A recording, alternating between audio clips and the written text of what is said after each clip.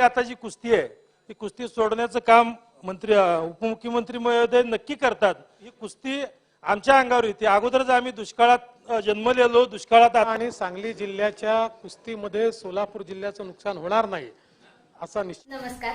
संपूर्ण महाराष्ट्रासह आपल्या जिल्ह्यातील व तालुक्यातील ताज्या घडामोडी मोबाईलवर पाहण्यासाठी तेज महाराष्ट्र वार्ताला जर तुम्ही युट्यूबवर पाहत असाल तर फॉलो आणि शेअर नक्की करा। जर फेसबुकवर पाहत असाल तर नक्की फॉलो। अध्यक्ष महोदय, आता जो जयंत पाटील साहेबांनी प्रश्न उपस्थित केला हा सांगली आणि सातारा या जिल्ह्याचाच वाद नसून सोलापूर जिल्ह्यामध्ये सुद्धा सांगोला आणि मंगळवेढा, माझ्या मतदारसंघातील मंगळवेढा तालुक्यातील जवळजवळ 18 गावांना या योजनेतून पाणी येतं।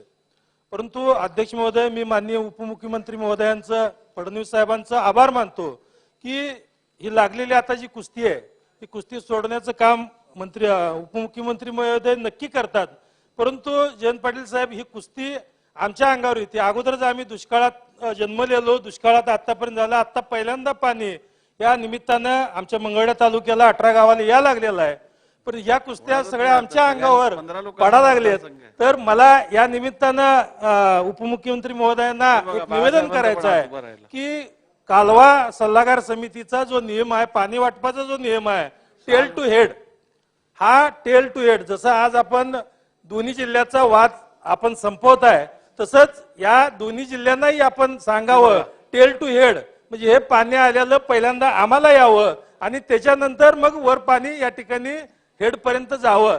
यामध्ये उपमुख्यमंत्री महोदय लक्ष घालतील का, एवढंच या निमित्ताने प्रश्न करतो। सातारा आणि सांगली जिल्ह्याच्या कुस्तीमध्ये सोलापूर जिल्ह्याचं नुकसान होणार नाही असा निश्चितपणे आम्ही प्रयत्न करू।